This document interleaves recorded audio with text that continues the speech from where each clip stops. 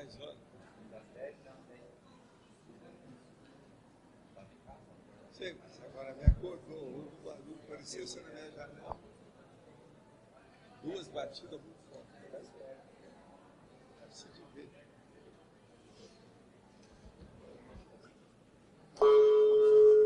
Tertúlia. Meu boa tarde aí para todos e todas. Hoje nós temos aí o paradoxo, amizade e debate dentro da paradoxologia. É a condição desenvolvida entre duas consciências pesquisadoras amigas, capaz de sustentar ao mesmo tempo as interatividades da amizade sincera, do sentimento fiel, recíproco de afeição, simpatia e estima, no âmbito da conviviologia, e as disparidades de pontos de vista técnicos no universo mental somático da refutaciologia. Agora, nós falamos aí sobre a amizade interativa, a amizade correta, a amizade verdadeira, a amizade imitativa, a amizade frutífera, a amizade, mais uma série aqui que a gente fala. Falamos sobre os pactos de amizade, a radicação vitalícia na Cognópolis, a CCCCI, as tertúlias conscienciológicas diárias, as diferentes escolas de pensamento, a solidariedade mental somática e por aí vai. Eu não li nem a metade aí do material da patologia. Agora, tem uma longa série aqui de logias e no fim nós falamos sobre o paradoxo amizade-debate é sempre condição experiencial e transitória no amplo universo da evolução de duas consciências. Ao fim, prevalece a conciliação das abordagens racionais. Você mantém com alguém a condição do paradoxo amizade-debate? Por qual razão? A pessoa é homem ou mulher? Agora, uma coisa que seria bom a gente falar aqui também é o binômio admiração-discordância, que está na binomiologia. Agora, esse verbete, ele tem aí, está fora de ordem aqui, mas lá eu acho que nós já acertamos. Na remissiologia, os 7 e 8 estão invertidos. E na holotecologia, conversoteca. Controversoteca. E aqui, olha, na definologia é o paradoxo. Agora, eu quero dizer que esse verbete é 1024. Tem 4 páginas, 45 logias e 8 máximos. Para trabalhar aí esse aqui tem mais uns 3 que você pode trabalhar. É o princípios, os binômios e antagonismologia. Faltam 2 ou 3 só, pouca coisa. Agora, eu quero dizer para vocês que eu tenho 1142 verbetes hoje. Eu tenho 118 na frente, nessa altura dos acontecimentos, de modo que dá aí para mais ou menos 4 meses, não é isso? Cerca de 4 meses. Agora, pergunta, dentro dos verbetes já editados, existe algum exclusivo para TENEPS? Não, tem alguns que falam sobre assistenciologia, etc., e sobre TENEPS. Mas melhor é ver sempre o manual da TENEPS. Agora, qual é o mega vocabulário TENEPS? Olha, existe alguns, tem que procurar lá. Existem pessoas que dizem fazer TENEPS e não estão fazendo TENEPS? Não. E sempre tem gente que fala que está fazendo, mas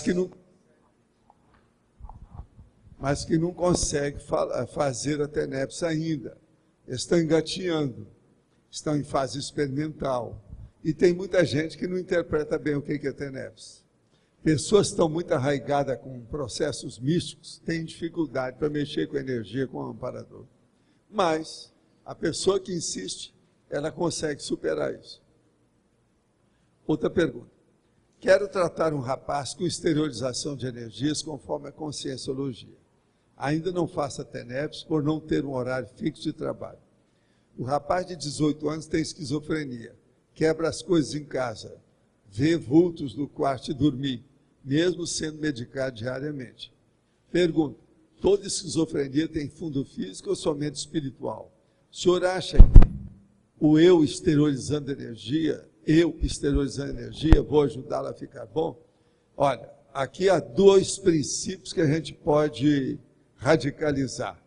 Primeiro, toda pessoa que é um psicopata ou doente mental, se ele é cronicificado, tem gente perturbada com ele, que é para chupar energia. São os vampiros extrafísicos. As consciências, por exemplo, fazem isso. Agora, um caso clássico que tem é o alcoólatra. Eu nunca vi um alcoólatra cronicificado que não tivesse acompanhante. Quase sempre mais de um. Agora, outra coisa. Exteriorizar energia. Vamos agora também levar novamente, generalizar. Toda exteriorização de energia, se ela é feita por pessoa competente, traquejada, com bom discernimento e boa intenção, ela sempre ajuda, seja quem for. E seja para quem for. Isso é a regra. Agora, em matéria de parapsiquismo e energia, só der por banca quem tem competência. Uma outra coisa.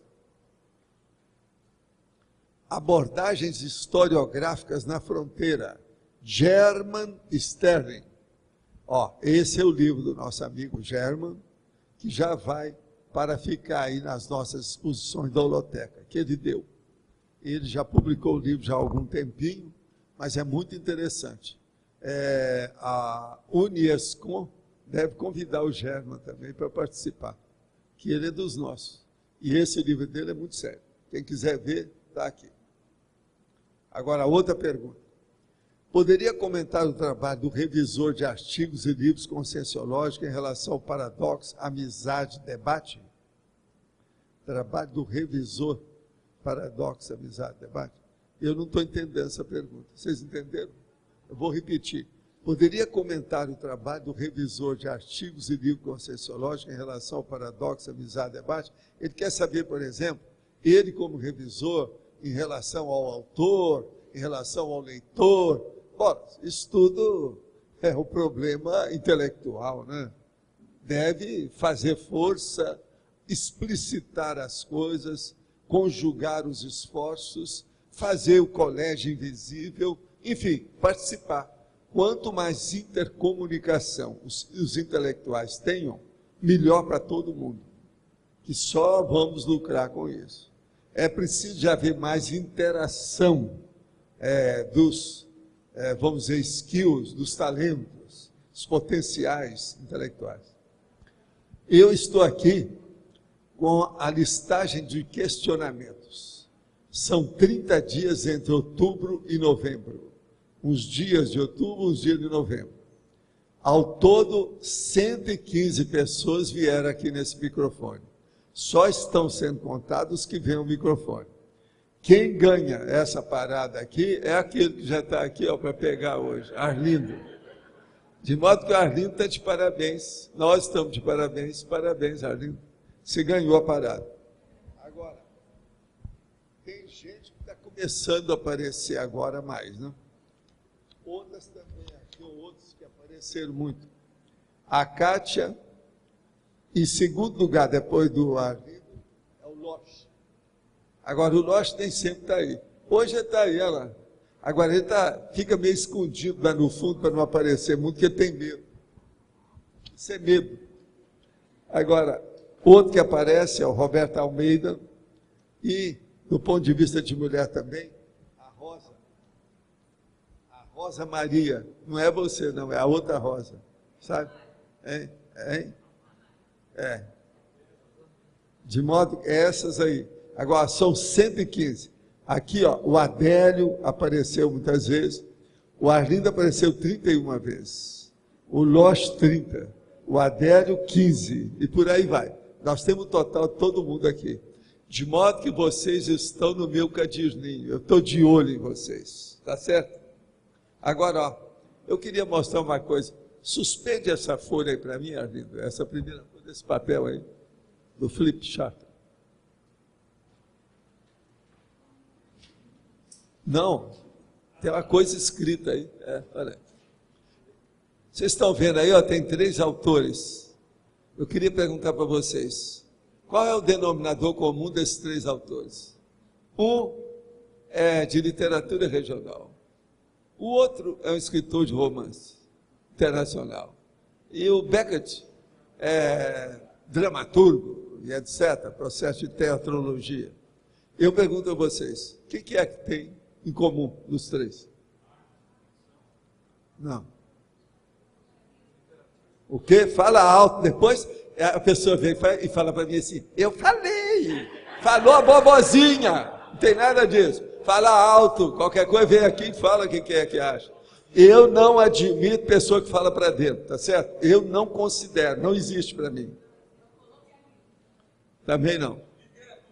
Também não. Ah, óbvio, aí não é literatura, começa por aí. Ali tem coisa que não é literatura.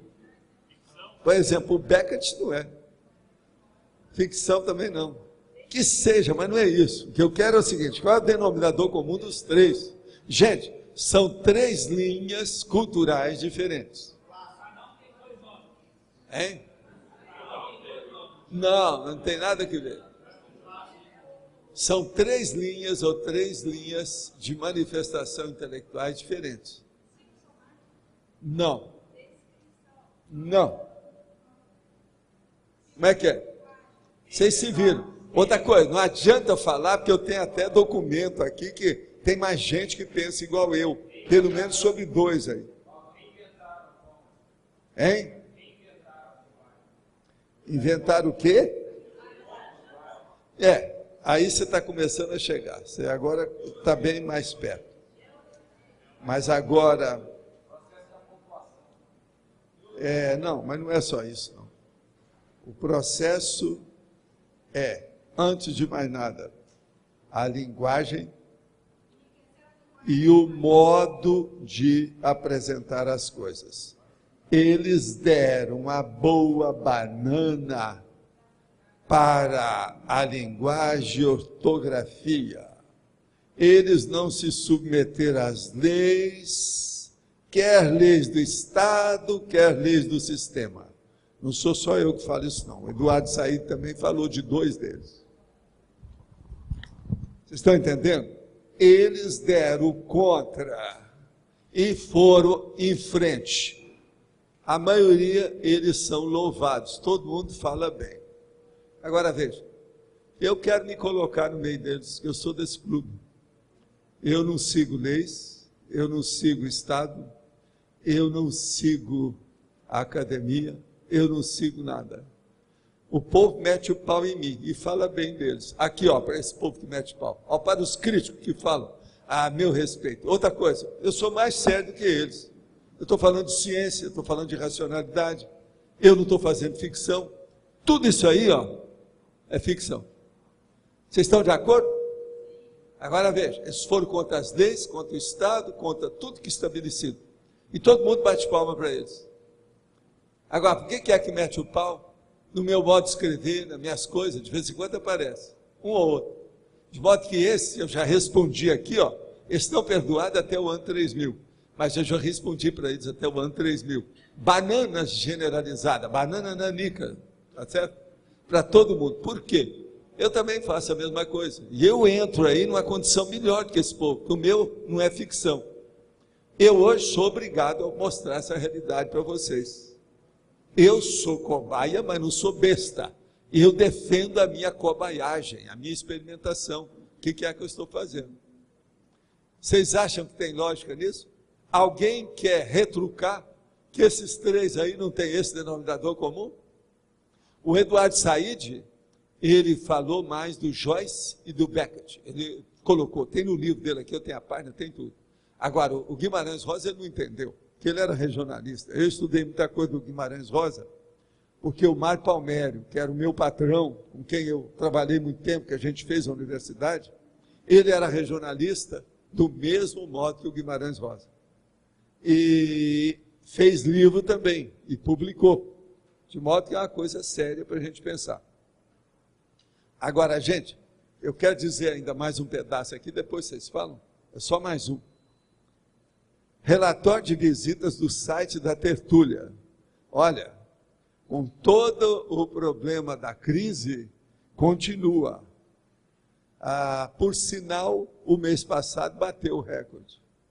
Eu estou falando daquele auditório virtual que a gente tem, a plateia virtual, os debatedores virtuais, que nós chamamos de teletertuliano.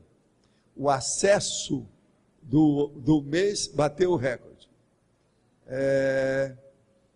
Foram 521 pessoas, a média. Está entendendo? Agora, o total de visitantes por mês de março também bateu o recorde. Foi 16.155. Agora, aqui tem os números absolutos da coisa toda. No mês de outubro, total.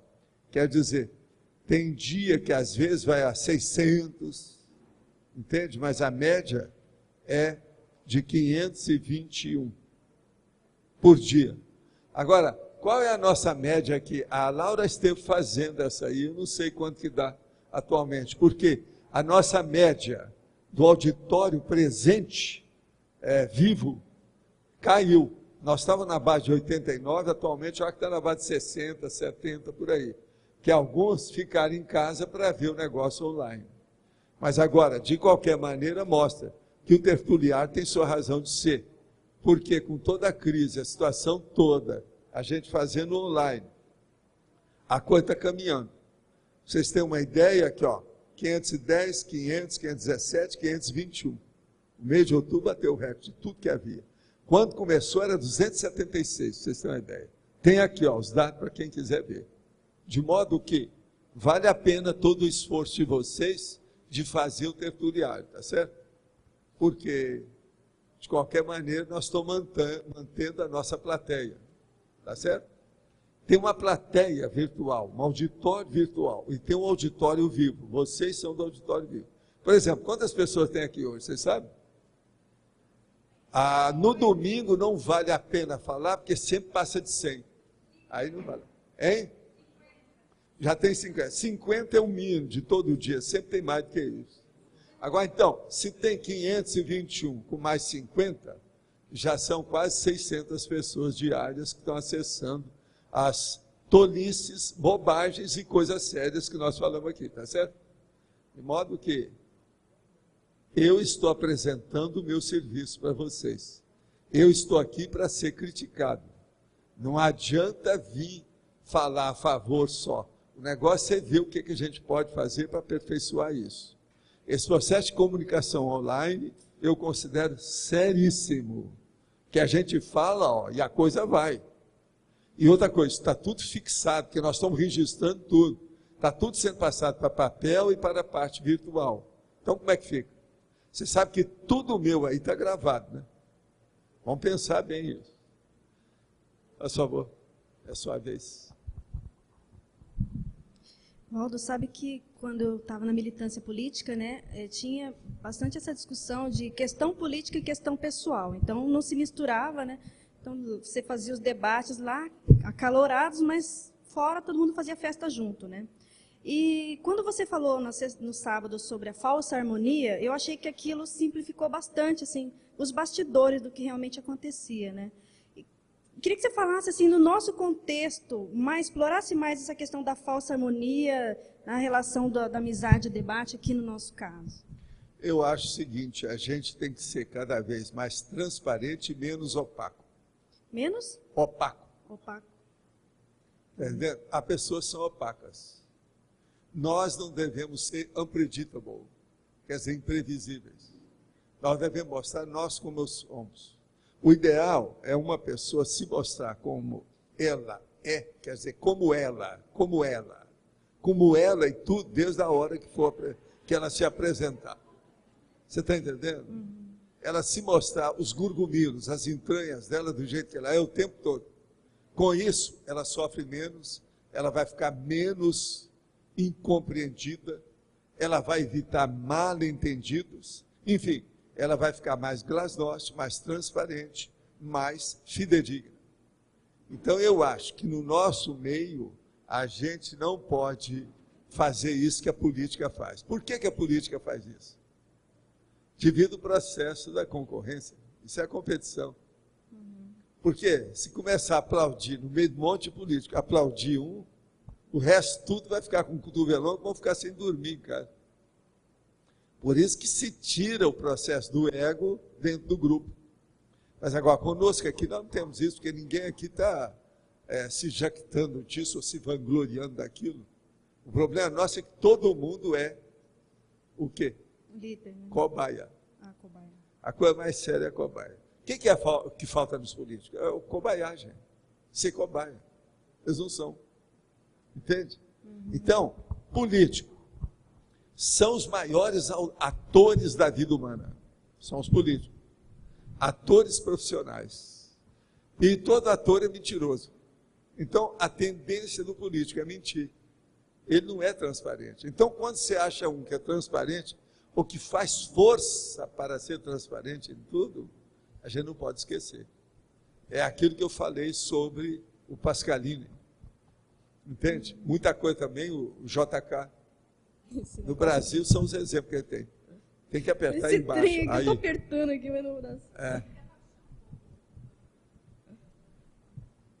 Agora deu. Tá. Então é isso. Volta, a gente pode falar aqui pode falar. Com editados? Pode.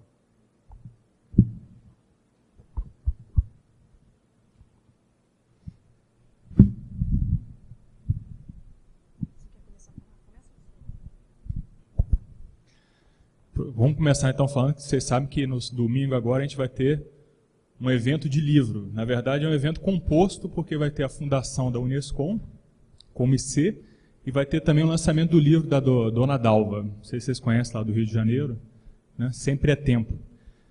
E uma das coisas que a gente queria também colocar é o seguinte, que vocês sabem que teve durante esse final de semana toda uma discussão a respeito de como que nós vamos funcionar aqui na CCCI, né, para melhorar o nosso trabalho aí da Proex Grupal.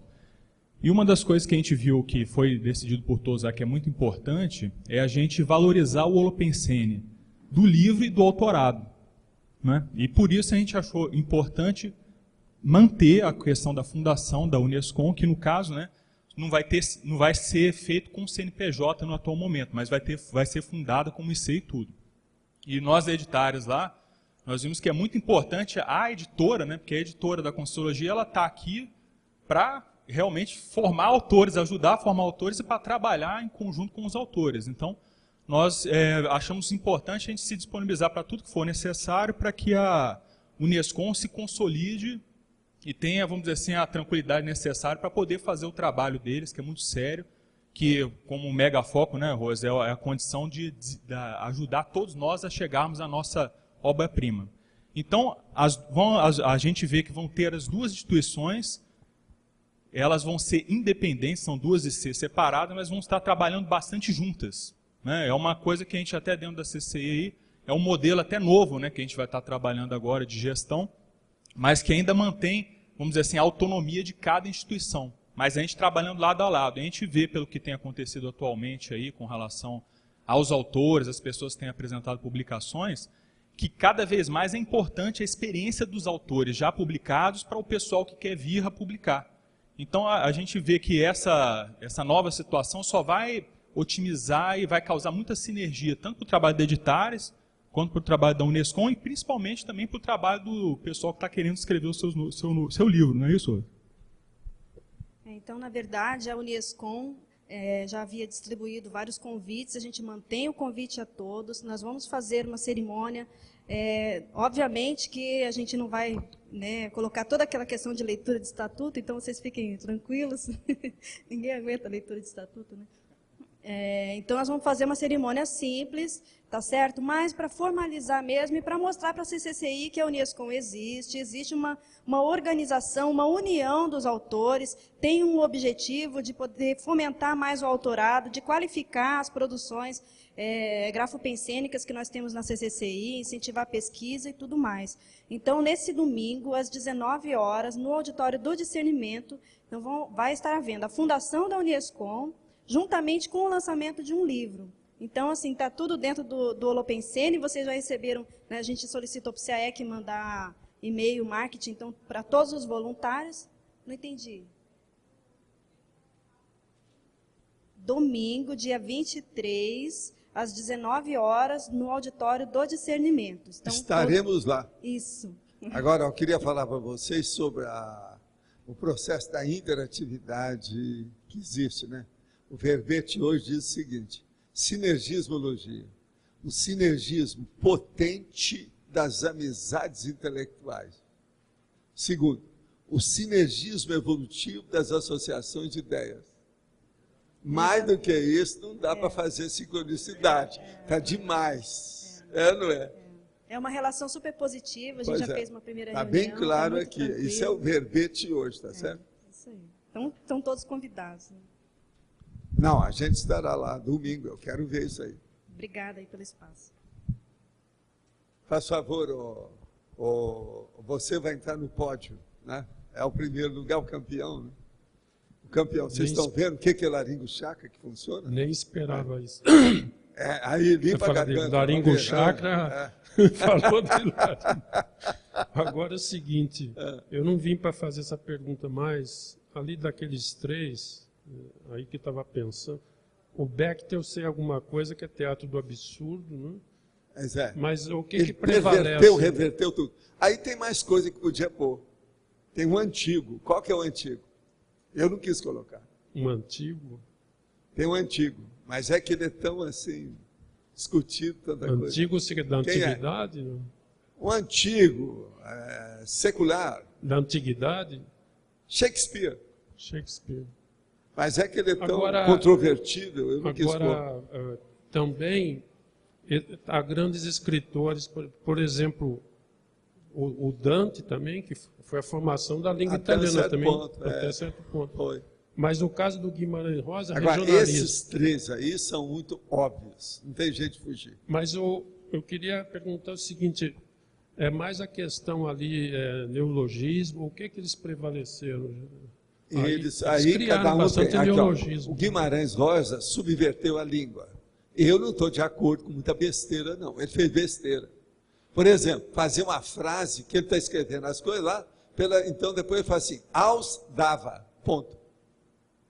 Quer dizer, quis dizer que aquelas coisas que estavam sendo faladas, que ele entregava, que dava lá para frente. Aos dava. Do ponto de vista de português castiço, sério, se você aprofundar, não tem tanto erro. Mas que está mutilado, está. Ele mutilava a língua em muita coisa. Entende? Eu não sou favorável à mutilação no nível desse. Por exemplo, eu mutilo aí, quando nós vamos falar o processo de auto, evolutivo, essa coisa toda, mas todo mundo vai entender. É inteligível. Eu não faço enigma com o idioma. Eu defendo o idioma. Entende? Agora, ele não, ele era excessivo. O Beckett, ele mudou uma porção de coisas em matéria da teatrologia. E o Joyce, ele escreveu sem ponto, sem vírgula, aquele negócio todo. Você vai ler 600 páginas, confunde tudo. Eu também não sou favorável. Mas se isso fosse bom, um monte de gente estava escrevendo assim. No caso do neologismo, acho que não prevalece tanto aqui. No teu caso, é bastante neologismo. Meu neologismo, eu ganho todos eles. O meu potencial neologístico é maior. Agora, a maior prova que nós temos sobre o processo de neologia dos meus casos é o seguinte. Nós vamos agora publicar os 1000 verbetes. Se uma pessoa for olhar, ela vai ver o pouco que existe de arcaísticologia. E praticamente eu tenho neologia na maioria das coisas. Então o neologismo ganha da arcaísticologia. Entendeu? A neologia. Agora você... Então isso mostra, esse é um dos pontos nossos. Mas isso é dividorismologia, a terminologia, a nomenclatura, o processo de ciência. Outra coisa, eu estou falando muita coisa nova, não adianta. Eu tenho 22 condições que eu já relacionei mais sérias. Que eu já coloquei também isso em verbetes. Que essas nunca ninguém falou, nem na história, não tem nada. Do jeito que nós estamos falando, com as técnicas que nós falamos, nunca houve. Mas tem casos também que você, vamos dizer assim, ressuscita palavras. Não, eu mexo no dicionário todo dia. Você mesmo não falou que eu sou copiador de dicionário? Sou. Não. Sou o maior copiador de dicionário de todos vocês. O pessoal que transmite coisa para vocês, seria bom sempre ouvir. O que eu falei foi o seguinte, que tinha muita coisa do Wise. Tem, do Wise. Aí eu falei, não, eu falei assim para a pessoa... Para mim, foi o maior lexicógrafo dos últimos tempos. Aí eu falei, seria bom ele pegar de vários dicionários, que tem muita coisa do Wise. A pessoa vem e distorce para você que pois é, não, falou mas agora distorcida. O problema não, tem muita gente que distorce. Sei, mas outros falam a mesma coisa. A gente também. Mas veja, isso até é bom para explicitar. Eu falei uma porção que o Wise não seja bom. Uma porção de definições eu tiro do dicionário. Agora, fiz eu uso mais o Wise. Que aquilo quando... o Wise é o livro que está mais próximo de mim aqui. Quando falam para você, a versão deles, tem que ouvir a minha, sei lá, porque eu falei outra coisa. Agora, Arlindo, você está perdido se você quer que todo mundo vai te entender. Entendeu? Faz mais ou menos Eles meio século que eu desisti de ser entendido por todo mundo. Não existe isso. Eu nunca achei... Você veja bem, e nunca, J. Cristo, que fez tudo para se imolar, que se sacrificou, eu não também, foi bem entendido. Eu, quando eu faço as minhas coisas, eu copiar de dicionário, não está errado. Nunca achei isso e nunca eu sei. Agora, mas, a pessoa que vai falar contigo... Não fique querendo se defender sobre o processo de compreender. Essa pessoa aí que falou na base da amizade, debater com a gente. Entendeu? Eu não sei quem foi. Bate no peito, né? Senão não é italiano. Agora o seguinte... Bom, daqueles 3 lá, você, por exemplo, ganha de 1000 ali. Não é para não querer te elogiar. Cada um está dentro de uma linha diferente. No caso de... Por exemplo, aí é difícil a gente falar quem é que foi o maior nessa história. Está difícil isso aí. O Beckett, talvez, foi muito sério devido ao processo sociológico. Ele engoliu uma opção de gente daquele povo todo. Agora, ele seguiu uma série de condições do próprio Shakespeare, né? Ou do povo aquele conjunto de autores que foi o Shakespeare. Né? Agora, o James Joyce, isso é muito falado, etc., por cada língua também, né? Língua inglesa e tal. Agora, o Guimarães Rosa, ele realmente avançou, mas eu acho um pouco neurótico, psicótico, a situação dele. Agora, tem coisa muito interessante, o homem conhecia muito o idioma, ele era diplomata, poliglota, culto, um erudito. Eu acho ele fora de série. No Brasil, um dos maiores mesmo. Mas agora, em matéria das coisas que ele fez, eu acho excessivo. Eu acho que ele precisava, de vez em quando, para ele desafogar, fazer enigma, charada, aí ele ia se sentir bem. Ele não fez isso, por isso ele colocou tudo no trabalho dele. Aquilo exagerou, a meu ver. Você vê a opinião, né? Mas todos 3 são respeitáveis em matéria de inovação. Agora, no teu caso, você misturou muita coisa do erudito e do popular. Não, eu falo, pois é, mas o Guimarães Rosa também colocou o popular no modo dele. Parece que é mais aquele João Grande dele, os negócios todos, ele colocou o colocalismo, que é de Minas Gerais. Mar Palmeira também é de Minas Gerais. Mas eu acho que essa mistura de... Ali, tem um livro do Mar Palmeira, está em 10ª edição, essa edição que está aí. Vila dos Confins, tem lá, está lá na... Essa mistura do erudito com o popular, eu acho bom, porque tem certas palavras, ou o estrangeirismo também junto, que tem certas palavras que você tem que pegar. E eu sou favorável a gente estudar tudo. A gíria, o estrangeirismo, tudo isso, eu sou favorável. Porque tudo é comunicação. O gestual, a linguagem corporal, eu olho tudo. A linguagem dos sinais, eu sou favorável a isso tudo. Comunicação, gente, não é fácil. Agora, eu ampliei a minha cosmovisão de comunicação através do parapsiquismo. O parapsiquismo faz você pensar mais sobre comunicação. O negócio é muito sério. Foi por isso que eu cheguei num ponto que eu vi o processo do consciencialismo. Então, o parapsiquismo é uma comunicação muito séria. A projeção é uma comunicação. É um tipo de comunicação. Projeção consciente. Vamos pensar nisso. Agora, eu estou só falando para explicitar minha condição e dizer que eu estou consciente da minha condição. Mas o que eu vinha para perguntar aqui existe um debate aqui até fala alguma coisa sobre o curso intermissivo, debate. Mas eu queria saber a diferença básica do debate lá no curso intermissivo e aqui, por exemplo, na tertúlia. O que difere? Lá o problema todo fica só dentro de uma teoria muito grande. Há uma predominância da teoria. Aqui há uma predominância da vivência. Essa diferença nós não podemos esquecer em nada quando a gente fala entre extrafisicologia e intrafisicologia. Então, a vigília física ordinária nossa, há uma predominância de vivência.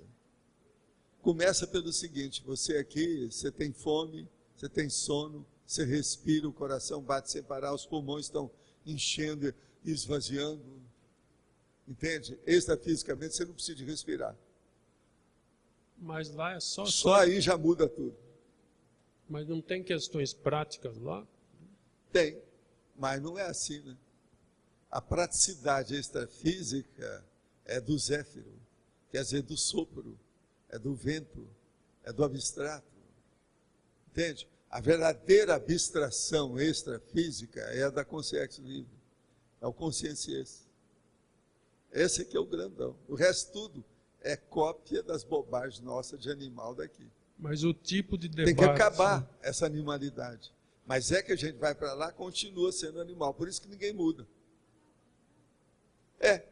Mas por enquanto não tem jeito. Você vê alguma saída? Arranja a saída. A saída eu te dou. Torne-se uma consciência livre. A gente vê o que vai dar. É a luz no fim do túnel. A consciência. Agora, eu vou te aguardar. O tipo de debate lá, o tipo muda? Lá que tem? No curso intermissivo. No debate extrafísico, não precisa de ter esse acaloramento, essa briga que tem por aqui, que o povo tudo entende mais rápido. Às vezes não precisa nem de falar. O processo todo é telepático. Então, essa linguagem descerebralizada, de paracérebro a paracérebro, nós ainda nem entendemos isso. Por isso que eu falo, a hora que chega na consciência livre com consciência, morreu o assunto. Até aí morreu Neves, acabou tudo. Então a gente tem que pensar muito nisso. Mas a linguagem lá é telepática. Mas telepaticamente... Aonde tem discussão é porque tem coisa parecida com aqui. A maioria é baratrosférica. Agora lá não existe um diálogo telepático, mas... É o transmental. Aqui, ó, eu mesmo falar no meu livro sobre o diálogo transmental. Pode entrar vários ao mesmo tempo? Como pode. Que faz? É o problema da atenção dividida. Existe a recepção dividida. Eu sou capaz de receber vários canais simultaneamente. De recepção. E existe também os canais de emissão. Quem está dando aula lá faz isso. Ele recebe vários insights e distribui tudo de um modo. É a vida. Querendo entender. Taco-psiquismo, é isso que nós precisamos. Todo mundo aqui vai caminhar para ser taco-psíquico. Não tem jeito, cedo ou tarde. Se não for nesse corpo, vai ser no próximo, e algum aí pela frente. Tá certo? Então, ok, obrigado. Parabéns a você. Ó, mais uma, preciso anotar lá, né? Por favor. Professor, olha, precisa de ver aqui como é que você está nisso, né? Deixa eu ver se tem você aqui. Estou longe, professor. Aí. Você fala. Muito chão aí pela frente ainda. Deixa eu ver que você, às vezes, você aparece. 9 vezes. Pouco, né, professor? Você andou falando, né? Andei viajando aí, diminuiu a estatística. Você andou falando. Não, você estava fazendo itinerância. Itinerância, isso. Como diria também a nossa amiga, não, eu estava fazendo assistência. Ela estava na reunião, então eles viram que ela estava dormindo. Não, tem que foi? Não, estava fazendo assistência. Motivação, trabalho e lazer, né, professor? Lógico, é isso aí. Mas, professor, na página 3, lá na parafatologia, o professor fala da amizade ideal com o evoluciólogo do grupo Karma, no finalzinho ali da segunda linha. Sim. E o professor falou muito da amizade com o transmentor. Vocês chegaram até essa condição de debate também, mais dentro do paradoxo, estabelecer isso também, amizade e debate? Também, né? Porque eu pergunto tudo, né? Eu questiono tudo. Se o primo Pensene aparecesse aqui, eu ia fazer umas perguntas para ele. Se é que ele existe, né? Eu não sei. Esse é o primo de vocês. Geralmente ele é o primo dos religiosos, né? É o primo Pensene, é primo dos religiosos. Não é meu parente. Tá certo. Professor, e outra questão, na questionologia e na exemplologia, o professor deu uma importância ali para o gênero, estabelecer relação homem-homem, mulher-mulher. É mais difícil, quando tem gêneros diferentes, homem com mulher, estabelecer o paradoxo do Não, debate? o gênero sempre influi nos processos de manifestação da consciência. Sempre. Então, nesse aspecto, nós não podemos esquecer o gênero. Entende? Gênero que eu estou falando, sexual, né? É isso mesmo. Gênero somático, holossomático. É preciso falar. Não tem jeito. Porque amizade é um processo de gênero. Tá certo? E é mais difícil até estabelecer amizade de gêneros diferentes, sem a conotação também. Sempre tem as fofocas. Se dois homens começam a aparecer muito juntos, uma opção de coisas, logo acham que tem homossexualidade. Se duas mulheres aparecem juntas, eles acham que é lesbianismo. Isso é bobagem, nem sempre. E outra coisa, se um homem ou uma mulher, que são amigos, começam a conversar demais, eles já acham que já vão maliciar. Você está entendendo? Está errado. Então, é preciso a gente falar um negócio de gênero para o povo entender. Agora, Não é fácil conviver nesses interstícios dos gêneros. Interstícios. Quando eu li isso, eu lembrei dos debates lá do pai, e estava lembrando o seguinte, é muito comum ter debates mais acirrados, até mais fortes, entre homens. E mais raro a mulher entrar nos debates. Será que isso tem alguma influência até para ela participar dos debates? A mulher, ela gosta de fazer tudo nos bastidores. Por quê? Durante milênios, ela foi perseguida pelos homens. Então, não podia falar abertamente. Com isso, ela se acostumou a ser... Você está entendendo? Então, às vezes, é escondidinho de cinema, é por trás, é indireto. As indiretas, por exemplo. Quem é que dá mais indiretas? São as mulheres entre elas. Isso é regra. Agora, hoje, com a emancipação feminina, as coisas vão melhorar, né? A gente espera que no próximo milênio essas coisas já estejam todas sentadas, o homem já esteja no mesmo nível da mulher e a mulher no mesmo nível do homem. O mais difícil vai ser o homem admitir que ele tem que ficar no mesmo nível da mulher. Então eu acho que nesse milênio quem tem que trabalhar mais são os homens, não as mulheres. Agora as mulheres, a hora que começa a exagerar e querer imitar tudo do homem, aí está errado.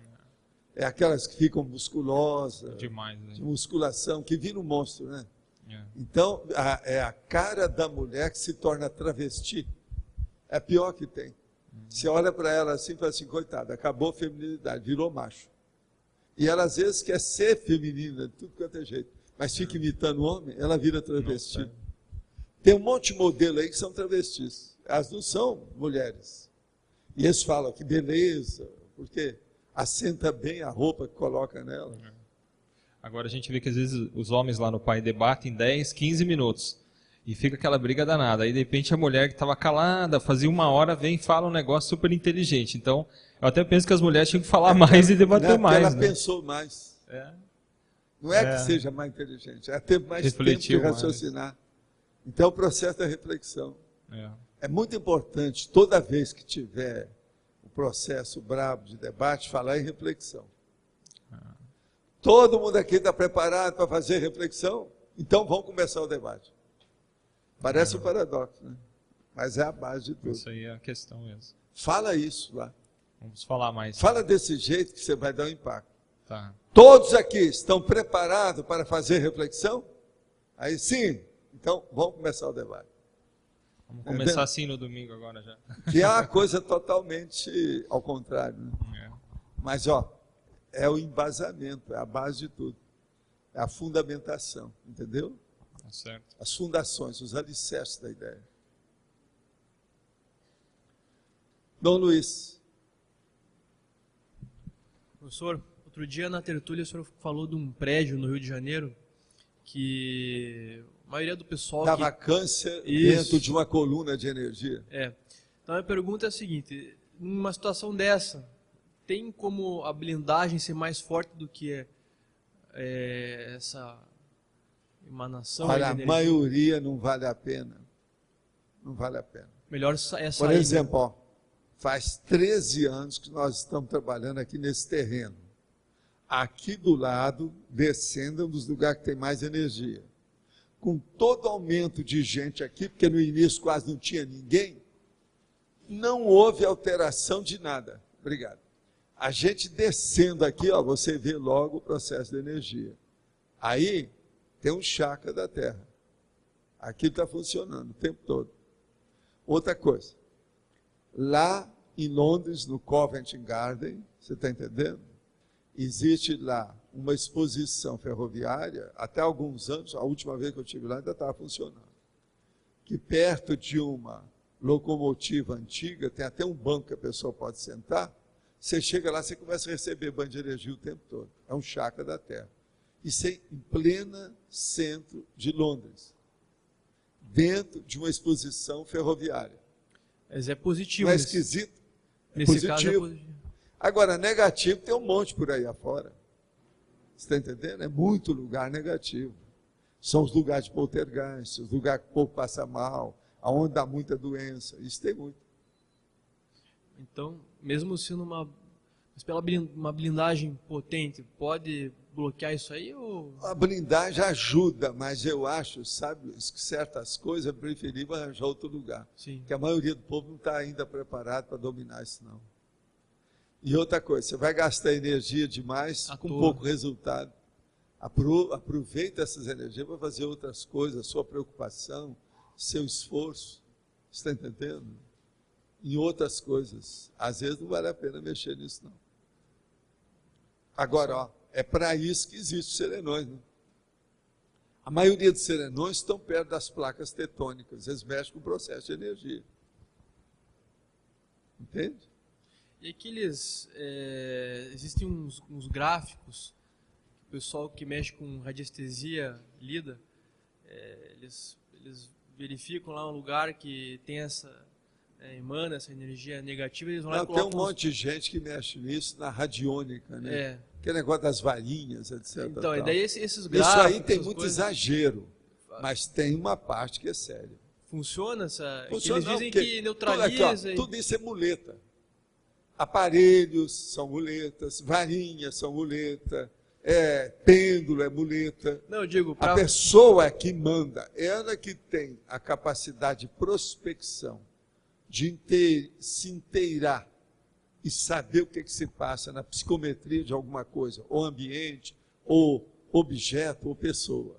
Agora, tudo mais. Tem gente que precisa de ler a mão, o outro precisa de ver a carta, o outro precisa de ver uma bola de cristal. Tudo isso é besteira, tudo é muleta, nós não precisamos nada disso. Tem que olhar a pessoa e resolver logo. E o ideal é com os para-olhos. Não precisa nem de objeto humano, não precisa nem do corpo.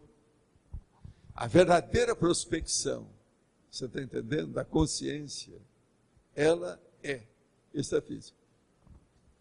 Entendeu? Então você, extrafisicamente, tem muito mais chance de ter clarividência, de fazer uma psicometria do que na vigília física ordinária. Por isso que a projeção é importante. Então, Ariel, vamos em frente.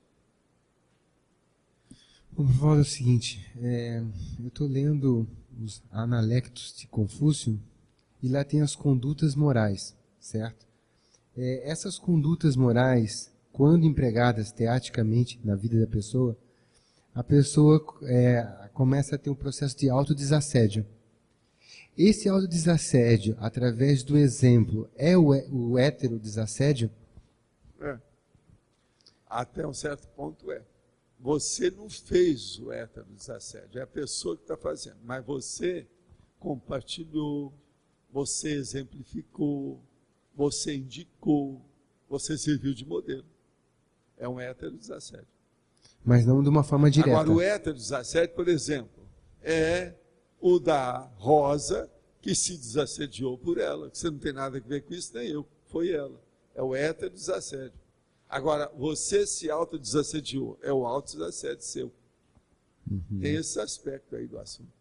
Mas, por exemplo, só essa conduta tem que ter mais coisas aí, né? Tem. E outra coisa, você nunca vai mudar a pessoa, é ela que se muda.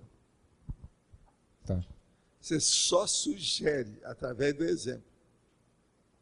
E a gente não faz a cabeça de ninguém. Você não vai persuadi-la a mudar. Então, o exemplarismo é o melhor caminho. Tá certo? Mas então, Rosa, ela não quer ficar para trás. Hoje ela quer assinar o ponto. São pessoas que assinam o ponto aqui todo dia. O Eliel, ela. O Eliel, até que eu não vi, deixa eu ver, Eliel. Deixa eu ver como é que está você. Você é um dos caras que aparece muito aqui. Eu já vi as camisas dele, diversas cores, tudo open. Você já viu? Eliel tem aqui 7 vezes em 30 dias. 7. Professor, o que eu quero falar é o seguinte, que vale a pena, quem fizer uma retro das minhas colocações, podem ter visto que foram assim bem banais, mas para mim não foram, porque eu realmente estou há pouco tempo na Conscienciologia e houve um crescimento grande através das perguntas. Para mim, toda pergunta para mim é inteligente, em tese. Começa assim. Então, eu convido a todos, desafio a todos, virem aqui, se autodesassediarem, que a gente podia enfrentarem, porque vale a pena, né, professor? Não, agora o problema todo é o seguinte, muitos aí ficam com vergonha, são covardes, não aparecem, têm medo do microfone, vão para casa com aquele ponto de interrogação. Alguns depois vêm perguntar para mim lá dentro, outros falam com as pessoas acabam falando aqui. Entendeu? Então, eles precisam de porta-voz, porque o laringo-chakra é fraco. Nós só crescemos fazendo autoenfrentamento. Não é laringo-chakra, é laringofraco. Laringofraco, tô fraco. Não é, professor? O crescimento só se dá através do autoenfrentamento, né? Professor, página 3, parafatologia. Sim. Eu queria saber um pouco sobre a consolidação da paramizade no período do curso intermissivo. Consolidar seria fortificar, ficar mais sólido e tudo. Mas eu queria... o senhor quer falar um pouco sobre isso? Eu tenho umas perguntas em cima. Não, pode perguntar, tudo que você quer. Eu li há tempos um livro, não sei se o senhor já leu, Renúncia, psicografado pelo Chico Xavier. Eu li isso quando era rapazinho. E um grupo, era uma espécie de um curso intermissivo, né, que eles fizeram, e depois se espalharam para várias partes da Terra. Na Idade Média, foi na Idade Média isso. Inclusive, nesse grupo, eu vi o Chico, Francisco de Assis. Como é que é o nome disso? Diáspora. Houve a diáspora. Mas lá o livro é romance, não explica muita coisa. Mas agora, com o conhecimento que a gente tem do curso intermissivo, dá para fazer uma analogia, né? Vocês vão entender. O povo está começando a entender agora o Balzac, o livro, por causa das nossas coisas. Bom, então, eles eram muito amigos, o que eu observei. Agora, eles foram preparados e se separaram a partir daquele curso, né? Eu queria perguntar o seguinte, hoje, com o crescimento da Conscienciologia, que eu acho, não sei se para a Terra é o ápice, né, de um conhecimento, esses grupos que estão se preparando para ressomarem na Terra, estudando, fazendo o curso intermissivo, seriam grupos destinados a virem para a mesma mesologia? Você não sabe o negócio da China? Que 16 foram para lá? Sim, já acompanhei. Cada um vai ressomar num lugar diferente. O senhor falou sobre isso. Então, a maioria agora está sendo preparada para vir em grupo, né? Entendeu? Todo mundo tem grupo. Eu já trouxe aqui verbete a respeito disso. Sem separação do grupo. E o processo do reagrupamento, eu já não falei aqui? Reagrupamento? Bonde. Sim. E outra coisa, eu queria saber, há alguma heterogeneidade no grupo, mas são, na maioria, homogêneos? Não, são heterogêneos. Ninguém é muito homogêneo, não existe isso. Se você pegar o maior grupo de amizade, de interação máxima, há uma heterogeneidade básica, porque ninguém tem experiência igual. E a força do cosmos é justamente isso. A natureza é ambígua, e as consciências são heterogêneas. Isso aí é a base da evolução. Então, por isso que eu falo, não existe alma gêmea. Isso é bobajada da ficção, da literatura. Isso é fábula. Então, é basicamente isso que eu queria perguntar. Muito obrigada, professor. Tá, você manda. Faz favor. Professor, boa tarde. Boa tarde. Eu queria retomar o que o Luiz trouxe aí dessa questão do prédio.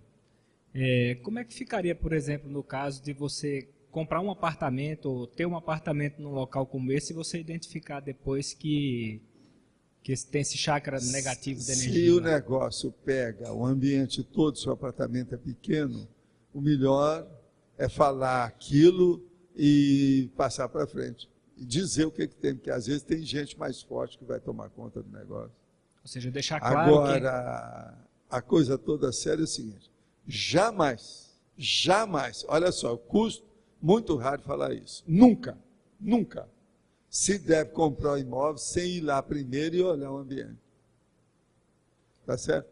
Dá uma volta assim, fica sabendo da energia, como é que é. E vai com convicção que os amparadores te ajudam. A coisa mais séria não é comprar um imóvel, a coisa mais séria é diagnosticar o imóvel. Isso é uma regra. Eu, por exemplo, tudo que eu já fiz na vida eu olhei antes. Eu nunca me arrependi de nada. Agora, ó, já teve um apartamento que eu comprei em 12 minutos.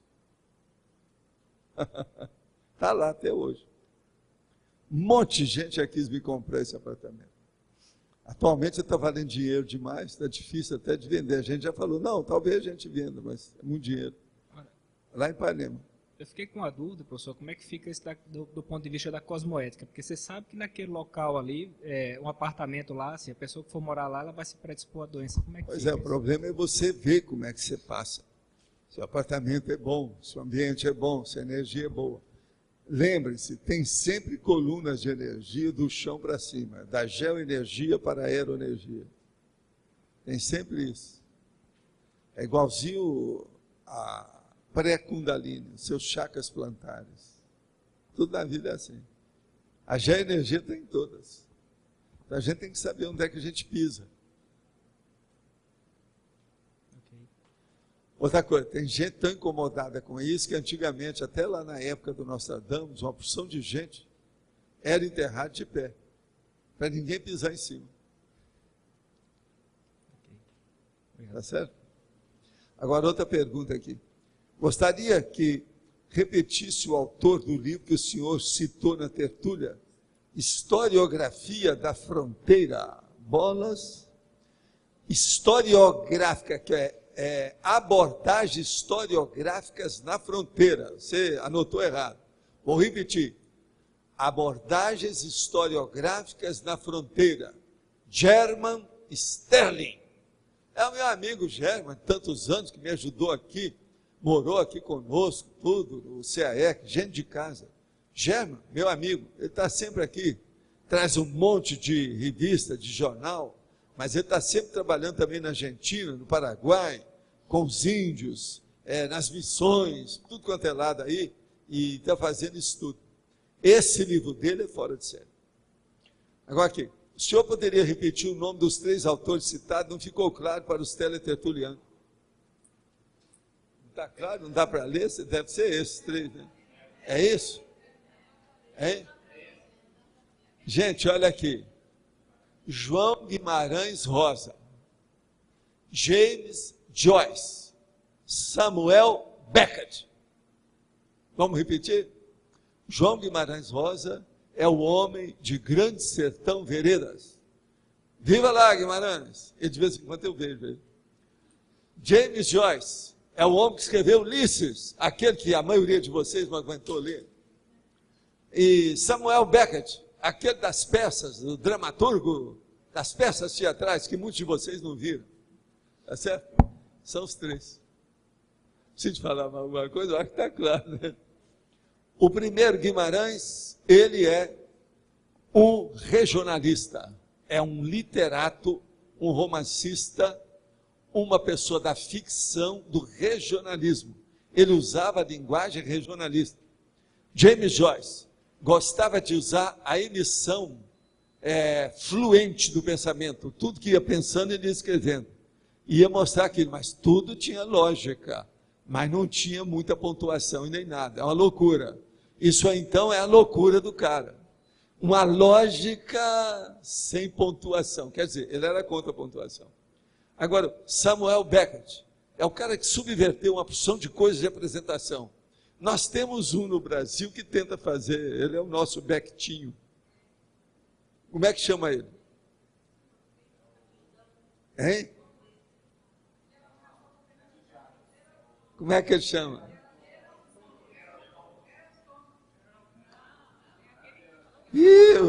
Thomas não vale nada. Como é que é o outro? Como é que é, minha gente? Quem é que é o maior do Brasil? Ele é um velhinho, igual eu. Hein? Hein?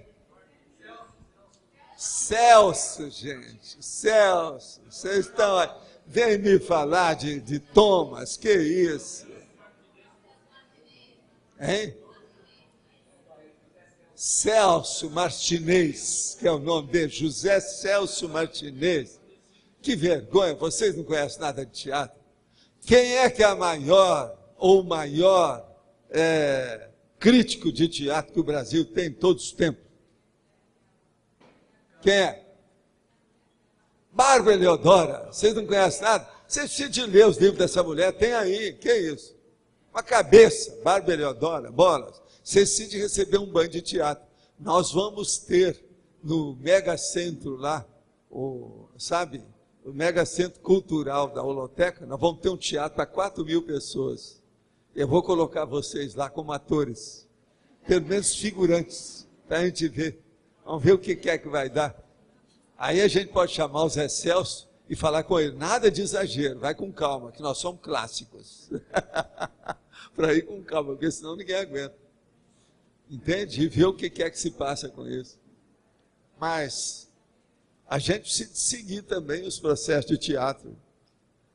É necessário isso aí. Eu, de teatro, eu vi as coisas de Hollywood e vi os negócios de radiofonia, né? Que eu trabalhei nessas duas coisas. Mas nunca quis ser ator, porque a última vida me mataram menino devido a isso. Eu não gostei. Me matar por ideia está bem, mas matar a gente só porque está no palco, isso é uma bobagem. Acabaram comigo. E teve gente comigo, que morreu comigo também. De modo que é a vida. Agora, ó, outra pergunta. O senhor poderia repetir o nome dos três? Não ficou claro para os teletertulianos. Eu acho que agora ficou, né? A gente clareou. Antes de dormir, abençoo todos os meus vizinhos, amigos, o meu bairro, e fico entoando como mantra, bênçãos para o meu amparador. Bênçãos para o amparador. Ah, veja só que chique, não? Esse é cheio de energia. Está dando assim, está esbanjando para o amparador. Escuta, pensa na turma do Ava que aparece aqui, que eles precisam mais do que um amparador. Essa noite, às 3 da manhã, acordei exausto, sem energia no corpo, sem lembrar de nada. Recomecei a abençoar o meu amparador. Ela abençoou. Adormeci e me lembro que estive numa piscina onde a água era uma gelatina. Foi um banho energético? Levantei bem e revigorado. Está na cara que foi. Você pegou a pictografia e guardou apenas o processo onírico do sonho, em que a piscina era de gelatina. Isso é típico de sonho. Então é a energia que você estava sentindo. Isso pode ser, sim. Por que o sofrimento do subhumano nas mãos do humano? Eles têm holocarma? Por favor, explique essa condição. Olha, tudo indica que tem a situação, por exemplo, aquele cachorro que vive há várias vidas junto da pessoa, no lar, e ele é um animal doméstico, ele evolui mais depressa do que o cachorro selvagem chamado lobo. A mesma coisa é o gato. O gato doméstico, ele evolui mais depressa que os outros. Então, veja, existem aqueles que têm mais algum mérito, que eu não sei como é que é isso, mas que tem, os fatos mostram isso. Agora, o que se passa? Eles não sofrem tanto do jeito que a gente pensa. A situação é menor, mas sofrem. Por isso que eles gemem eles choram, eles soltam os ais deles, mas não é assim uma coisa tão ampla. Não é bem do jeito que se pensa, não. Por exemplo, aquela pessoa que não mata barata, porque acha que a barata vai sofrer na hora que morrer, está danado. Essa aí vai para o buraco, ela está já na baratrosfera, né? Baratrosfera. Está na baratrosfera. Está na esfera da barata. Agora, então, a gente tem que pensar isso. Outra coisa, esse processo de dor e sofrimento é uma coisa muito relativa. Uma pessoa que sabe dominar as energias, diminui o sofrimento da maioria das coisas, pode até extinguir isso. Sistema neuro ou neurológico, ele pode ser dominado pela vontade da pessoa e pelos chakras. Como fica a situação de um prédio que tem uma antena de telefonia em cima do mesmo? Essa antena interfere nos prédios vizinhos também, todo lado. Quanto mais alta a antena e poderosa seja ela, maior é o perímetro de influência que ela exerce. Agora, existem antenas mais poderosas que faz mal, às vezes, a mais de quilômetros. O negócio é muito sério. É preciso ter cuidado com isso. Toda antena tem que ser feita à distância. Aqui, por exemplo, se nós formos a irradiar a radiofonia da tertúlia, a antena para isso vai ficar bem longe daqui. Ela não vai ficar nas proximidades, não. E num lugar bem deserto que não tem ninguém morando perto. Isso é que é a regra do processo aí da irradiação eletromagnética das coisas. Faz favor. Professor Valdo, vamos supor, a pessoa ela conhece alguém durante a sua vida e tudo, tem uma amizade com essa pessoa e aí para de ter o convívio com aquela pessoa. A gente percebe assim que as pessoas que a gente convive, às vezes elas estão mais distantes de tudo e as nossas mudanças de pensamento, nossas formas de mudar a forma de ser, às vezes repercute na pessoa sem ter um contato direto de convívio. Isso também acontece com as pessoas que a gente teve amizade no passado, ou às vezes pessoas que teve amizades até em outras vidas também, a reciclagem pessoal... Inclusive tem o problema que às vezes elas estão comemorando alguma coisa que envolve você. E você está aqui, e elas estão extrafisicamente. Você às vezes vai receber e não sabe de onde. Tem aquela pessoa que levanta e fala assim, não, mas hoje eu estou me sentindo tão bem, e não vejo nada demais. Às vezes está recebendo a irradiação do povo que está comemorando um feito que ela fez ou participou numa vida anterior. Isso é que é sutileza, é danado isso, né? Eu vivo falando isso desde que eu era rapazinho. A maioria não entende nada disso. Então o povo quer saber aqui, ó, na hora, não, quero saber aqui. Mas existe esse processo. Comemorações é um negócio que é uma decorrência muito séria em matéria de amizade, de grupo karma, de evolução, de trabalho. Comemoração é um negócio sério. Entende? Agora, por exemplo, mais especificamente, vamos supor, a pessoa ela começa a fazer uma reciclagem muito grande no seu modo de ser.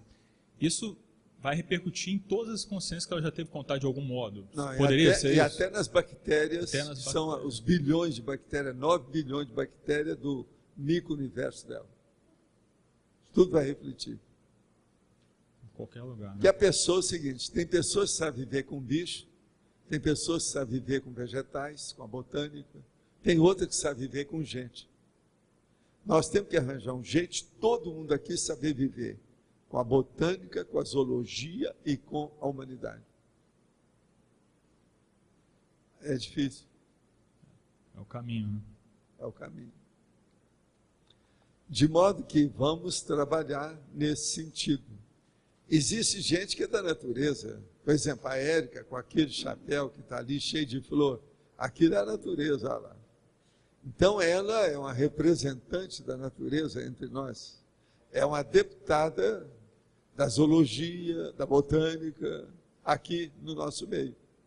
Hoje, a hora que eu disse, ela estava discutindo altos níveis de atividade com o Dom Francisco, que é o São Francisco, aquele dos moranguinhos. Estava discutindo com ele. São todos deputados representantes dos Vedas. Você está entendendo aqui? Nós temos outros que são representantes dos Vedas. Tem uma dona aí que coloca orquídea nas árvores dela. Ali, está lá atrás, olha lá. Está lá. Olha lá, está trabalhando com a informática. Você está vendo? Existe gente que é bem avançadinho. Ah, ela está na informática. Agora, olha a cara dela e o óculos, presta atenção, olha lá. A intelectual.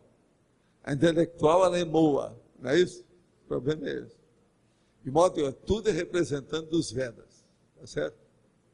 Agora, eu vivo olhando a natureza dentro de casa. Primeira coisa, a gente não deve pôr muita flor nem planta dentro de casa por causa do processo da, você sabe, da respiração. Mas eu lá em casa eu vivo vendo por causa das janelas. Tem coisa o tempo todo. Agora, eu olhando lá o meu Big Brother, que são 12 câmeras, só tem a natureza, né? Agora, vocês há de ver, são os passarinhos que vêm e estão brigando com o passarinho que está lá, para ele ver e não morrer. Então vem e bate. Agora, tem sabe, um passarinho que está sempre fazendo isso. Agora, outra coisa, eu já notei também que esses dias tem um quero-quero, que de vez em quando ele dá uma volta por lá, examina tudo e depois vai embora. A gente já colocou até uns pães lá para ver se eles comem, porque tem alguns desses que gostam muito de pão seco. Eles vêm e começam a brigar. Mas ninguém quis nada. Agora, eu não sei o que esse quero-quero quer. Quer. Eu quero saber o que ele quer. Eu já tentei, não sei. Agora, lá olhando lá o Big Brother, de vez em quando você vê ele passar. Não tem jeito de fugir, porque as câmeras pegam tudo, né? Agora, outra coisa. Se vem uma aranha e fica em cima da câmera e aparece, dá para assustar. Aquela imagem desse tamanho, fica aquele monstro. Você vai ver uma aranha desse tamanhozinho. Lá.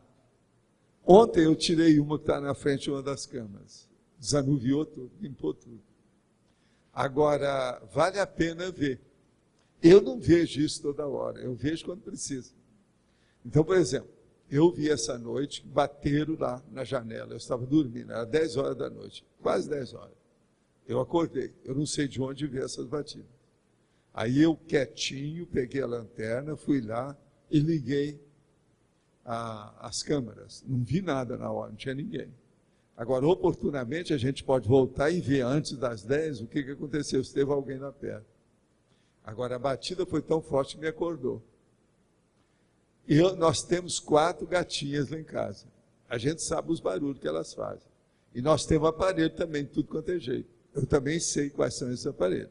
Agora, batida, assim, ó, forte, mais do que isso, para acordar a gente, tinha alguma coisa, né? 10 horas da noite.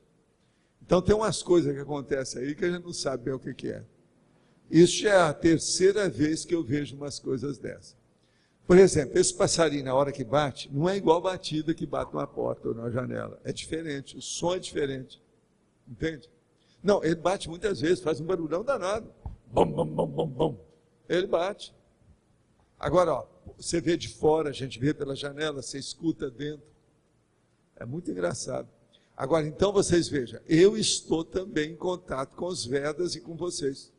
Até um certo ponto eu também sou um representante pequenininho aí, da botânica e da zoologia. Agora, por exemplo, eu posso dizer para vocês sempre quando é que tem as pragas. Então tem a praga de piolho de cobra, a praga de baratinha, a praga de borboleta, a praga daquela bonitinha assim, ó, verdinha, como é que chama? Joaninhas. Tudo isso teve. Esse ano nós tivemos praga de joaninha. Praga de aranha é a que tem mais, quase que o ano inteiro, depende disso. Essa semana eu tirei 3 aranhas no meu escritório. Agora, ó, nós temos tela, não adianta. Agora, a coisa mais esquisita é o piolho de cobra, aquele que vai andando assim. Entende? Como é que ele entrou lá dentro? Isso é um mistério. Já me deu vontade de fazer aqueles negócios e colocar uma coisa nele para saber onde é que ele vai, como é que é. Mas não tem jeito de colocar. Num bichinho desse, não tem jeito de marcar. Hein? Não, muitos é o ralo. A gente sabe. Mas, por exemplo, meu escritório não tem ralo. Não, e ele sai do canto, que não tem porta. Como é que você sai dessa? Há um processo de reprodução. Então, ele deve crescer tudo lá dentro. Eu não sei o que ele come. Está entendendo? Faz favor, Arlindo, você manda... O Arlindo gostou, você está vendo? Ele veio a segunda vez. Estou gostando de ver. Essa segunda vez não foi contada aí, eu preciso de contar. O Crescendologia, aqui tem um crescendo antagonismo pacto. Esse pacto é uma conciliação. Crescendologia, deixa eu ver aqui. O crescendo, antagonismo, pacto. Que é uma Sim. conciliação, o pacto. Né? É. Agora, isso aí ocorre, parece que dentro de um processo maêutico. Pode ser outras coisas, mas Não, na a maêutica pode ocorrer isso é uma abordagem, uma técnica, mas não é bem, né? O antagonismo e o pacto é o seguinte, as pessoas são antagônicas. A hora que elas começam a conviver uma com as outras, elas começam a ver os trafores uns dos outros. Esquece um pouco os trafares. Nessa hora, as pessoas ficam com maior boa vontade e discernimento para entender o outro. Aí, pouco a pouco, aparecem as pazes, aparece o pacto. O que eu vejo mais é convívio. Mas requer pessoas que começaram a conviver, quase sempre elas se interagem. Entende? Mas a verdade é essa. Então, por exemplo, se você pegar duas pessoas que elas ficam com um inimigo comum, elas se tornam amigas. Mas isso numa convivência, agora... mais demorada, intensa ou crítica, trágica. Dentro do debate. Isso, essa amizade. Porque eu já vi muito debate político, para mim não existe amizade, em geral. Na política não. Se tivesse amizade, eles não mudariam tanto de partido. Principalmente quando existe até uma piada contra a esquerda, que diz que quando tem duas pessoas, já surge uma dissidência. Né? Não, eu falo não é isso não. Eu falo que onde tem 3 pessoas já é uma multidão. Toda multidão se nivela por baixo. Isso é que é o pior. Porque eu assisti... É pior do que isso da política. Agora, isso eu assisti, foi vivência na época de estudante, com a esquerda, que eu cheguei a ser, mas depois que eu vi que não era... Eu nasci democrata de muitas vidas. Quando eu vi, eles falavam que existia democracia. Vocês acham que ele é democrata hoje? É ou não é? Eu sou porque eu aceito. Vamos ver, vamos fazer aqui uma eleição. Ele é democrata? Levanta a mão, vamos ver quem é. Não, tem alguns votos a seu favor. Tem contra também. Tem alguns que são a favor. Os que são contra. Então você é. Que eu não sou democrata? Bom. Não, tem gente aí que sempre vai dar o contra, seja o que for. Isso é da natureza eu sou humana. Em relação à política. É da natureza humana. A democracia do país, eu quero que seja democrático. Agora... Eu sou da demoniocracia, eu isso vi, que você está falando? Demoniocracia. Agora, independente de ser esquerdo ou não, o que eu vejo na política é que não existe nada de amizade, é o contrário. Não. Se puder puxar o tapete, a maioria dos políticos puxa, não é isso? Olha o que aquela mulher fez com o Kassab. Ficou até ruim ela perder a eleição, né? Lá em São Paulo. Começou a meter o pau, né? Na personalidade dele, na família, tá? E os debates que a gente foi muito ruim. Igual agora que a gente viu lá do Obama e o McCain.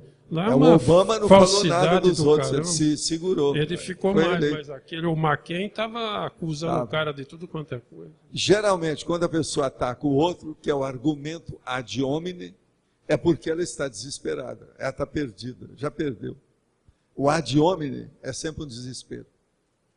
É a pessoa que pega no raminho antes de afogar. É o ad hominem, que é aquela que pega, você sabe muito bem que é. É o argumento, em vez de ser da ideia, vai contra a pessoa que está representando a ideia. Agora, a última pergunta em cima disso. Essa falta de amizade no debate, pode-se dizer que isso leva a toda essa violência também política, essa falta de entendimento. É a discórdia. Quase sempre atrás disso tem uma emoção muito grande. Não é só a discórdia. Às vezes tem o ódio, a inimizade grande. Mas talvez... A etnia, a defesa do egoísmo. O entendimento é a amizade. É onde começa a concórdia. A amizade, antes de tudo, ela tem que ser assentada na concórdia. Agora, a discordância já é inimizade. Também no Estado mundial, isso aí vai Agora, prevalecer. A coisa mais séria é a posição nossa. É da O respeito, a admiração e a discordância simultânea. Isso é a coisa mais avançada que tem. É uma terceira posição essa nossa. Isso é da cosmoética. Isso é do princípio da descrença. Você vê que a Conscienciologia está avançadinha em certos conceitos, até filosóficos. Tá certo? Mas o estado mundial seria esse entendimento também do seria diálogo? essa a plasmagem prática, intrafísica, a concretização, a materialização dessa realidade. Tá ok. Tá certo? Graças. Então.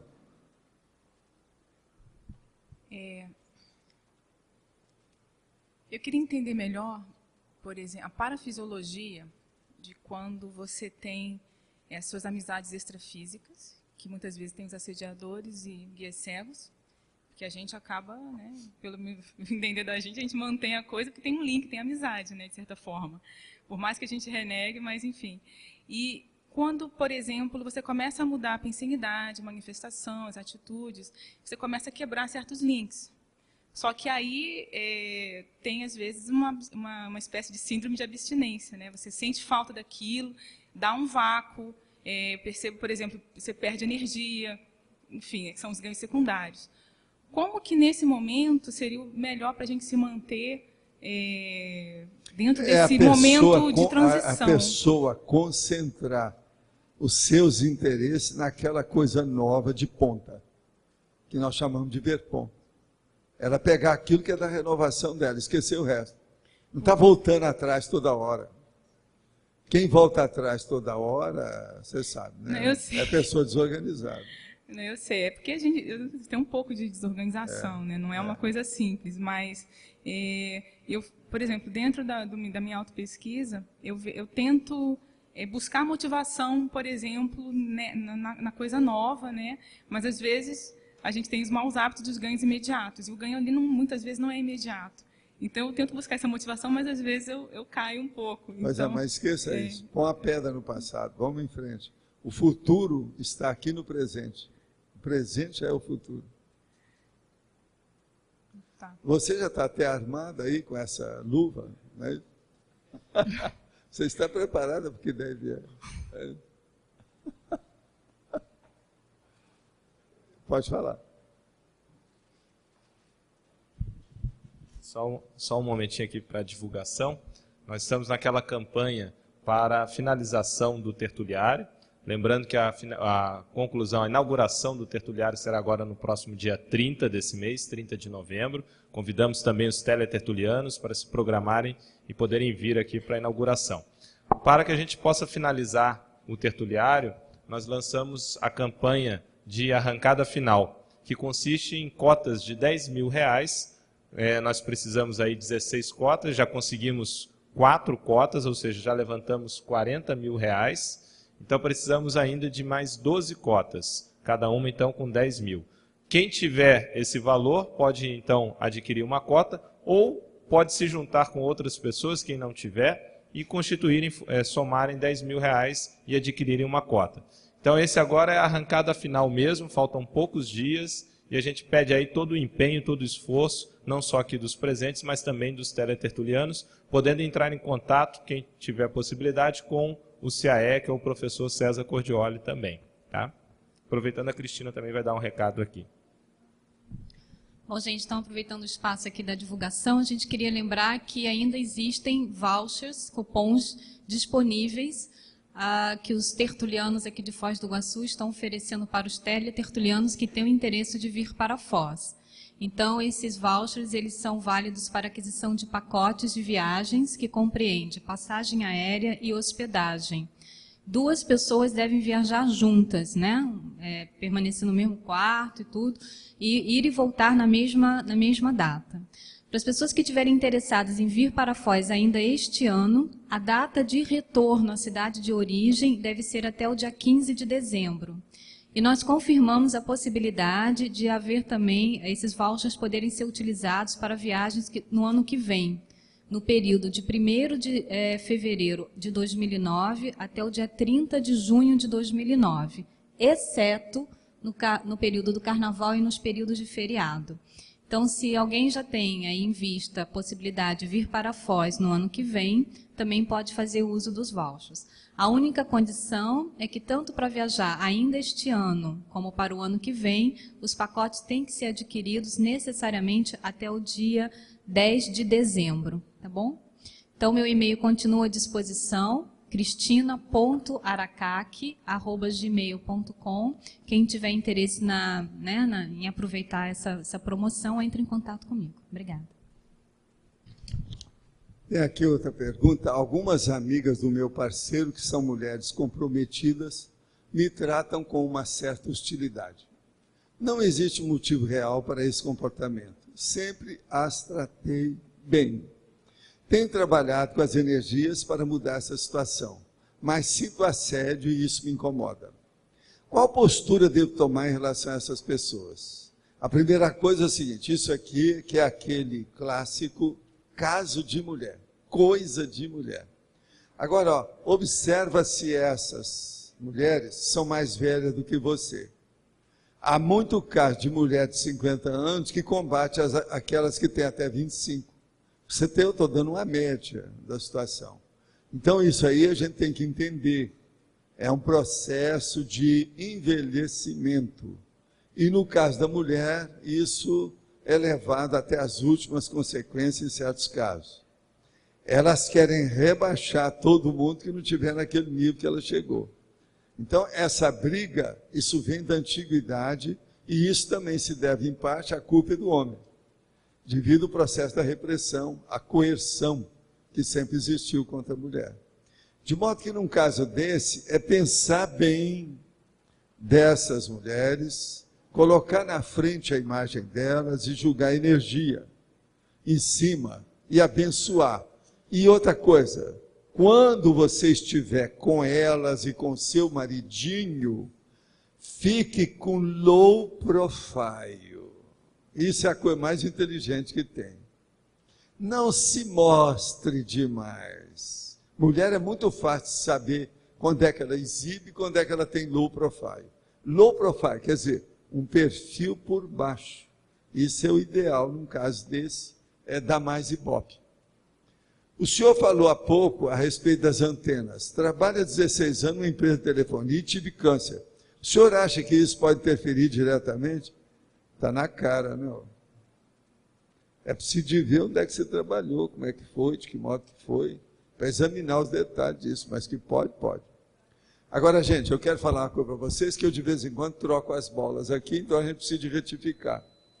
Existem os Vedas e existem os Devas, que vocês invertem as sílabas. Tudo é do orientalismo. Eu, às vezes, inverto uma coisa com outra. Então, veja, os Vedas são aqueles que vedam. Você está entendendo? Guarda isso. São aqueles que vedam, não são esses. O que nós estamos falando é aqueles que devem. Devas. É o que deve. Esses nossos aqui que nós estamos falando, ela, eu, esse povo, nós gostamos é dos Devas. É porque a gente deve para eles, tá certo? E eles devem para a gente. Então, é Devas que é o nome. Agora, os Vedas são aqueles que vedam tudo. A Ayurvédica e etc. Tal. Tá certo? Você quer falar alguma coisa para nós? Bom, eu sou muito social e tal, então me interessei aqui pela a parafatologia em relação às amizades. Uma vez eu tive uma projeção em que eu encontrei com uma amiga que continuava trabalhando, ajudando no extrafísico, mas ela não quis ressomar, e eu ressomei e ela ficou. E nós tivemos esse encontro e essa identificação. Eu conto até isso no livro que vai sair aí ano que vem. E eu achei interessante essa questão. Eu falo que ela é minha amiga do curso intermissivo. Um dos professores que corrigiu, mas isso existe? Existe. Disse, não, eu encontrei com essa amiga e tal.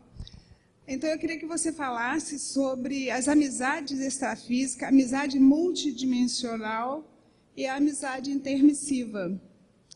E depois, a paramizade embasando os autorrevezamentos multiexistenciais em grupo. Nós já falamos isso em verbete anterior aí, a gente já tocou nesse assunto. Mas eu não estava aqui, eu estava em Belo Horizonte. Agora, o que eu vejo é o seguinte, a base da amizade séria, ela é multimilenar. Você entende? Isso é que interessa. Então, nós não temos em todo o corpo que a gente arranja, nós não vamos ter um ciclo de amizade com todo mundo que a gente conhece. Sim. É só uma parcela, um percentual desse povo. O nosso grupo evolutivo tem milhões de consciências. A gente vive, às vezes, com alguns milhares só. Sim. Então, a gente tem que se contentar com isso, pela situação que é. Agora, nem sempre nós temos as maiores amizades aqui. Mas veja, Marilza, isso até é bom. Por quê? Uma boa parte da gente aqui, tem umas amizades muito ruins, seculares, que não é bom a gente nem lembrar. Entende? Então, hoje, nós estamos recondicionando, reciclando, reformulando a qualidade e o nível dessas amizades. Então, as coisas estão muito melhores hoje do jeito que nós estamos. Quando você coloca a amizade multimilenar, isso se caracterizaria pela confiabilidade de uma pessoa? Confiabilidade daquele que evoluiu mais para aquele que evoluiu menos. Essa que é a maior confiabilidade. Eu, por exemplo, veja, o meu maior amigo, eu sempre falei para vocês, é o transmentor. É multimilenar. O Euripo Barçanufo é multimilenar. O Tal Mal é multimilenar. O enumerador, que é esse que está sempre comigo, esse aí é dos mais chegados. Agora, o que se passa? Com essas pessoas, um já foi pai do outro, o outro já foi, você está entendendo, irmão, e por aí vai. Todas essas categorias de convívio já aconteceram entre essas amizades multisseculares. Isso que a gente tem que lembrar. Eu entendo que o amigo você elege, o parente é por acaso, né? Você ressoma naquele grupo. Não é bem por acaso, não. Você também elegeu indiretamente e inconscientemente. Mas geralmente... Sem você saber. Porque ninguém perde ninguém e tudo é feito na base do rapport, da afinidade. Se você olhar do ponto de vista, mas assim, não, quando você do ponto de vista de lucidez, você tem razão. Mas do ponto de vista real, você não tem razão.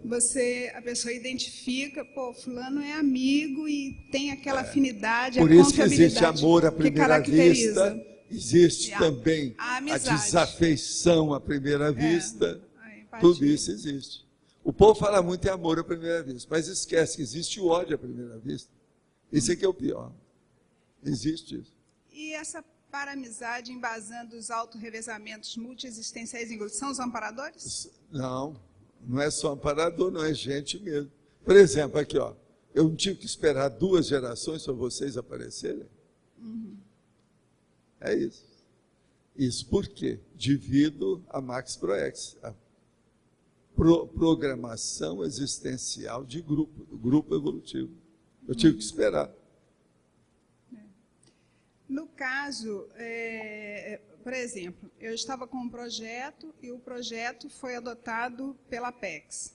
Né? A gente vai desenvolver o projeto pela Apex, estou esperando o Cícero resolver. Eu não me sinto ligada diretamente à Apex, a fã da Proex. Nesse caso, seria uma amizade, um compromisso multiexistencial meu em relação ao povo, isso aí você esquece. A gente tem que informar os outros. Isso chama TARES. É a comunicação e o problema de explicitação da realidade. TARES. Sim. Tarefa de explicitação. Agora, veja, eu faço isso o tempo todo. Nem quero saber com quem, de que modo, quem é.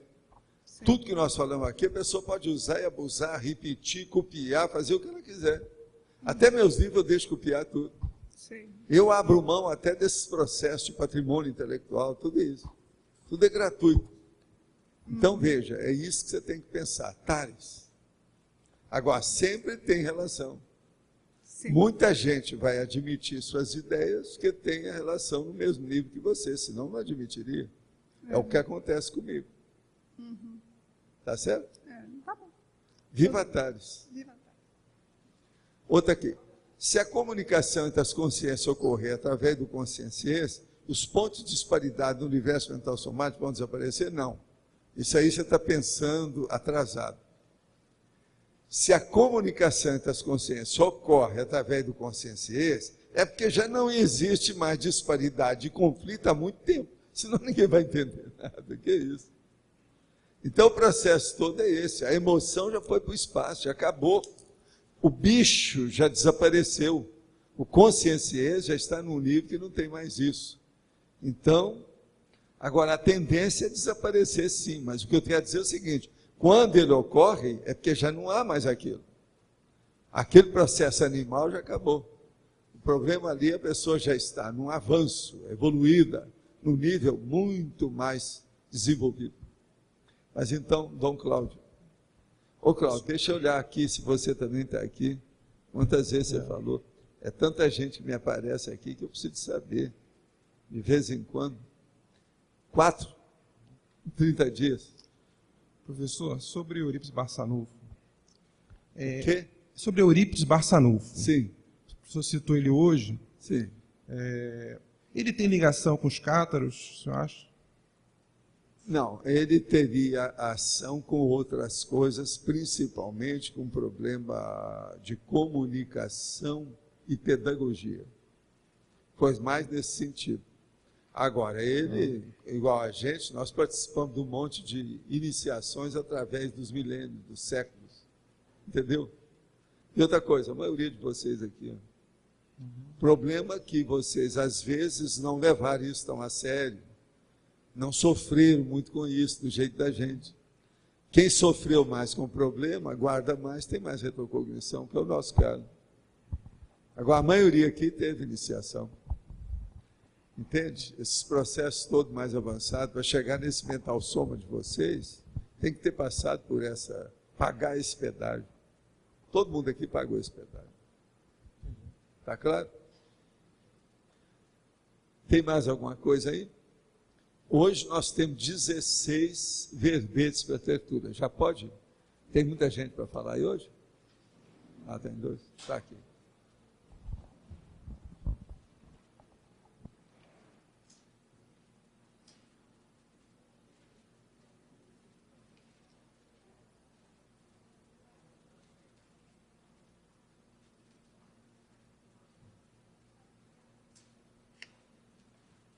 Alô? Só para ler as pontuações da tertúlia, hoje tivemos 24 votos online, 11 perguntas respondidas pelo professor Valdo, 16 perguntas aqui no auditório e 70 pessoas assinaram o livro de presenças. Vamos ter 2 recados, Igor, sobre o curso professor Valdo, e a Thaísia Carini.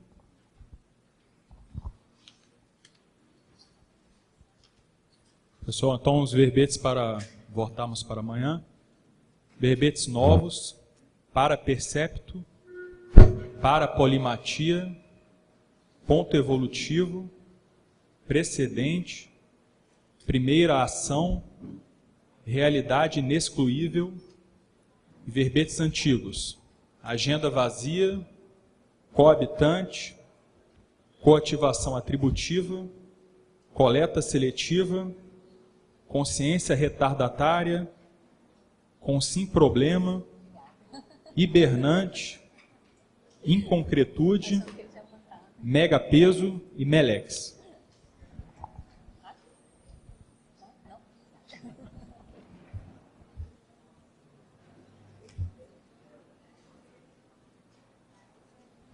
Bom, pessoal, boa tarde. Em nome do CAEC, nós mais uma vez estamos divulgando aí a Semana da TENEPS, que vai ocorrer no final do ano, aqui em dezembro, né? Então, nós gostaríamos de informar que para o curso de TENEPS avançada com o professor Valdo, nós já temos confirmadas 267 inscrições. Então, restam aí 83 vagas sentadas, né? Então, para aquelas pessoas, nós ainda temos mais de um mês até o início do curso, para aquelas pessoas que estiverem interessadas, seria bom pensar em fazer a inscrição. E também no fórum de TENEPS, nós já temos 113 inscritos também. que é um número marcante aí, tendo em vista as edições anteriores, né? Então, fica mais uma vez o convite, né? O fórum começa dia 24 de dezembro vai até o dia 26, o curso avançado de TENEPS nos dias 27 e 28 de dezembro, e o acoplamentário de 29 a 31, onde as vagas já estão esgotadas. Muito obrigado. Bom, boa tarde a todos. Eu estou aqui em nome da Reaprendência para fazer um convite. Nós teremos a 7ª qualificação docente ocorrendo no início do ano que vem, né, em 2009. Nós temos 3 turmas possíveis, dia 9 de janeiro, dia 16 de janeiro e uma acoplada ao balanço existencial no dia 27 de fevereiro. A qualificação tem 3 dias de duração, ela é aberta a todos os professores da Conscienciologia e candidatos que já passaram pela Reaprendência. É um momento de troca de experiências, de recuperação de cons e de afinização maior com a equipe de amparadores específica da parapedagogia. Nós teremos, entre outras atividades, o laboratório inédito da descensão cosmoética e também teremos um momento para inventariologia pessoal, dentre outras atividades como técnicas energéticas e projetivas. A gente está com uma promoção até dia 30 de novembro, no valor de R$ 320, que pode ser parcelado em até 4 vezes.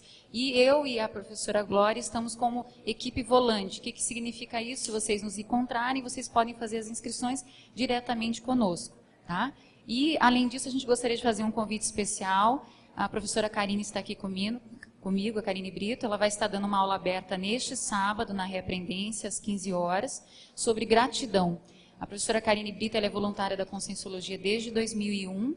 Ela é também publicitária, né, professora e voluntária da OIC. Ela vai explicar um pouquinho o que é a aula aberta, tá? Boa tarde, pessoal. Então, reforçando aí o convite, a aula aberta sobre gratidão, na verdade, vai ser um laboratório eminentemente prático. Nós vamos estar trazendo alguns conceitos sobre o tema gratidão, como a gratidão é vista por outras linhas do conhecimento e pela Conscienciologia, e uma técnica, né, que eu criei e já experimentei, que eu vou propor para a gente estar aplicando lá no sábado e depois debatendo. Então, eu agradeço antecipadamente a presença de vocês. Obrigada. Ganhou ponto evolutivo com 12 votos. Até amanhã. Obrigada.